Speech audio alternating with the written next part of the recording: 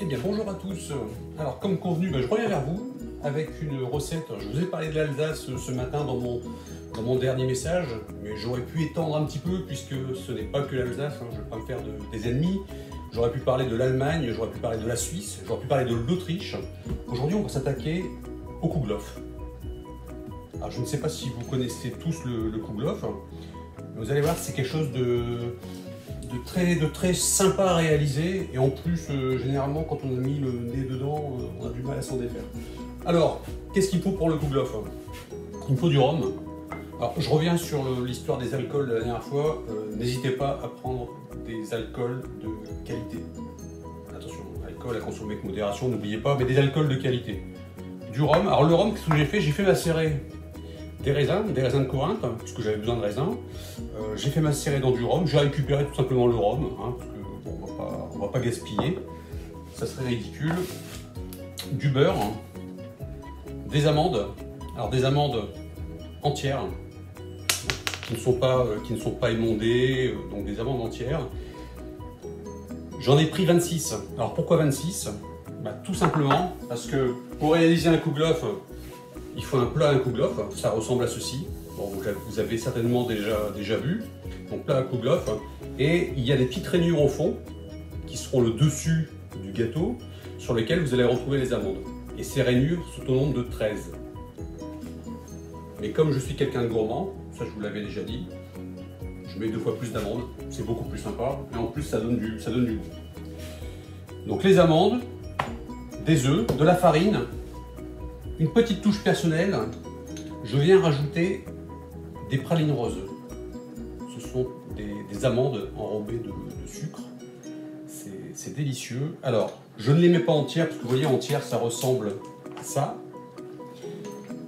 Je ne les mixe pas au broyeur non plus, parce que sinon vous allez avoir ni plus ni moins qu'un sucre à base d'amandes, on va dire.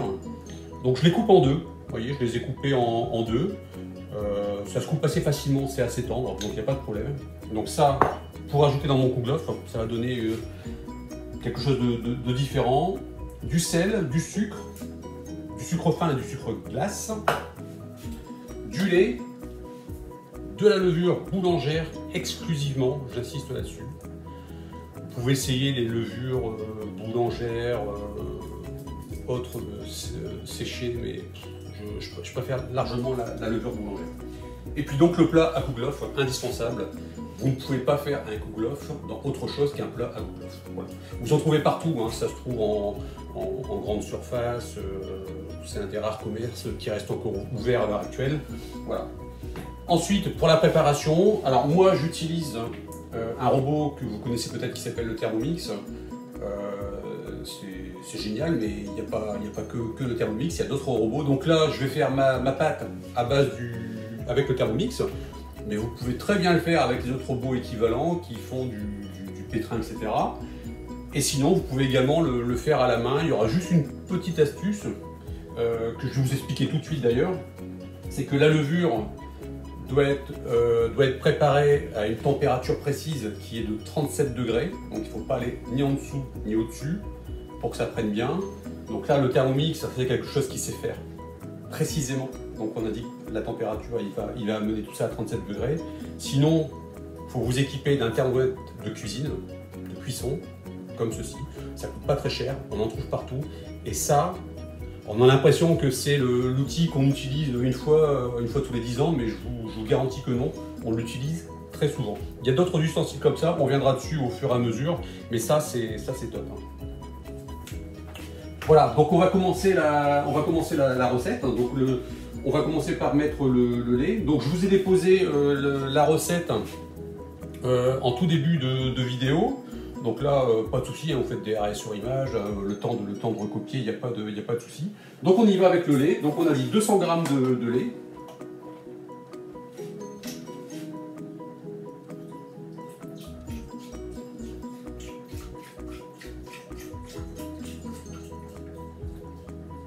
Donc 200 g de lait. On va mettre la levure boulangère. Alors attention parce que là, vous voyez, j'ai pris un cube qui est quand même assez important. il fait le double des cubes habituellement. 20 grammes, ça suffit. Hein. Donc là, je vais mettre que la moitié. 20 grammes, ça suffit amplement. Donc là, on va émietter. Surtout que vous émiettez bien, il n'y a pas de souci. La levure. Hop, les petites miettes qui restent.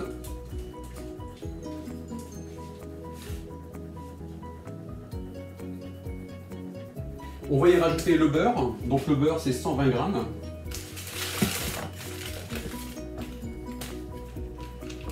Donc 120 grammes que vous découpez en petits morceaux. Donc vous, si vous n'avez pas les robots, vous faites dans une casserole, hein, en utilisant le thermomètre de cuisson que je vous ai donné tout à l'heure.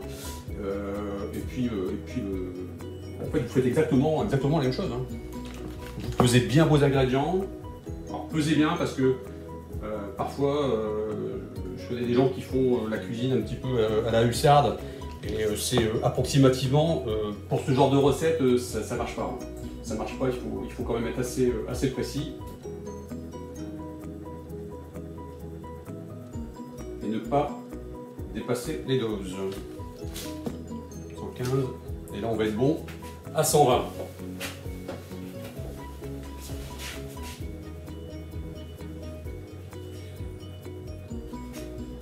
On va y rajouter le sucre. Donc le sucre, c'est 120 grammes également. Voilà, je vais y aller avec une cuillère, sachant qu'une cuillère bombée à soupe, c'est à peu près 25-30 grammes. Donc en gros, ça fait 4 cuillères. Si vous n'avez pas de pèse-personne, c'est un bon mémotechnique.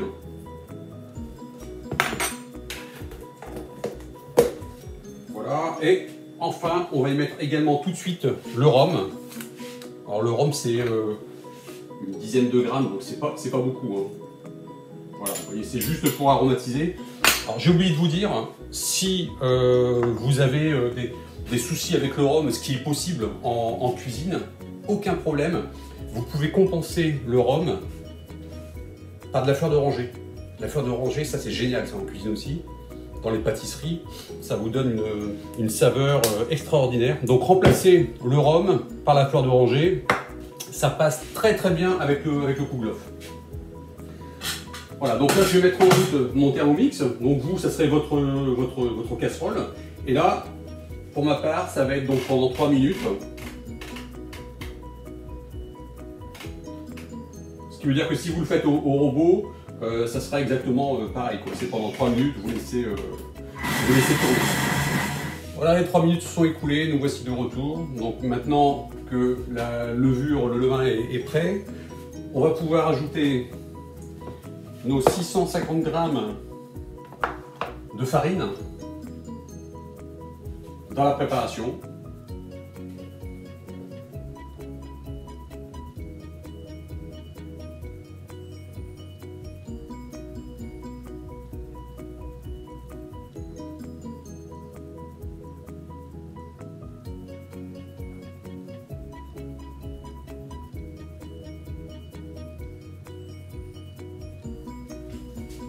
Voilà. Alors, je suis assez à cheval sur les quantités, essayez de respecter parce que sinon ça peut vite déchanter.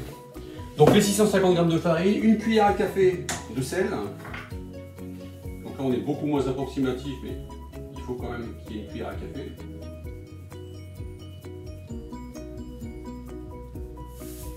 Voilà. Les 2 œufs entiers.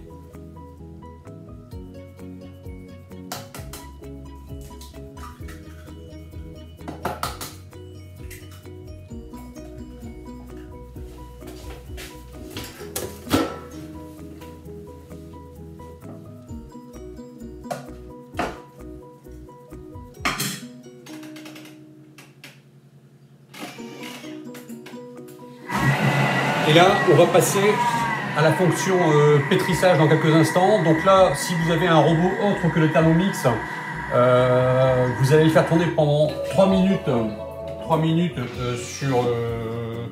en mode pétrissage, tout simplement. C'est pour dire que la levure vienne bien se mélanger avec la farine, les œufs, etc.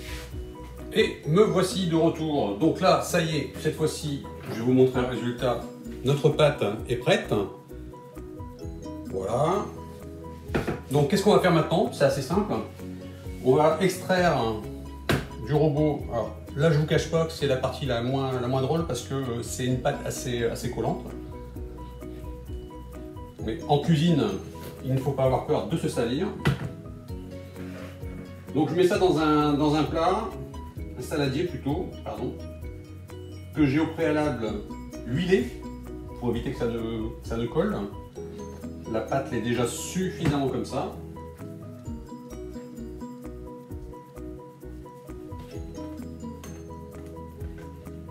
On essaye de récupérer un maximum.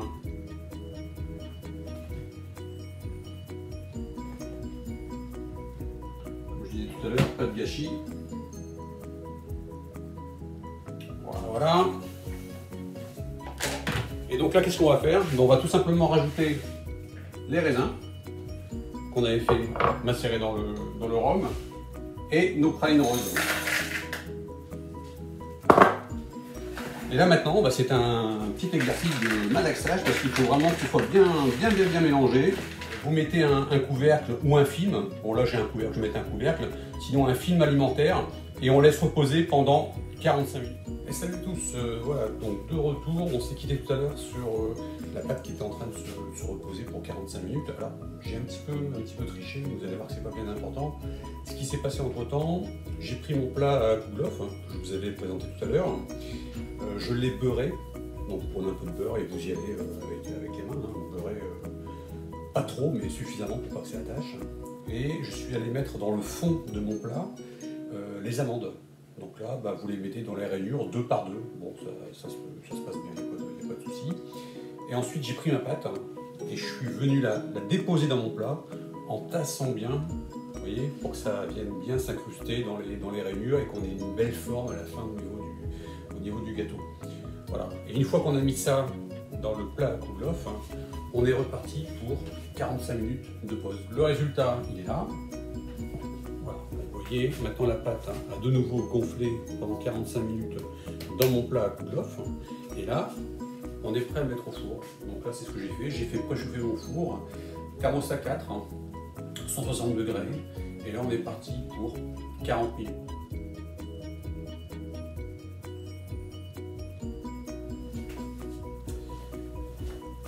Et voilà.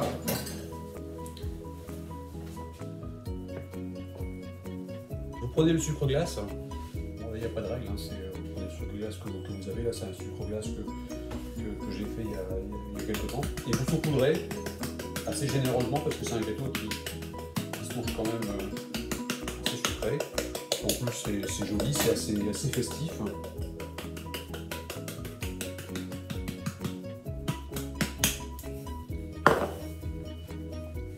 Et voilà, vous voyez, donc avec des belles couleurs, vous retrouvez les pralines roses sur le pourtour. C'est venu fondre en fait à la cuisson. Vous allez voir quand on mange ça. Alors ça se mange au goûter, au petit déjeuner, c'est quand vous voulez. C'est un vrai régal. Ça se garde 4-5 jours on va dire. Après ça devient un petit peu sec, mais c'est bien moelleux pendant les 3 premiers jours. On va pas se mentir. Voilà, mais écoutez, je vous remercie de m'avoir suivi pour cette recette et je vous donne rendez-vous très bientôt pour une nouvelle recette. Bonne soirée!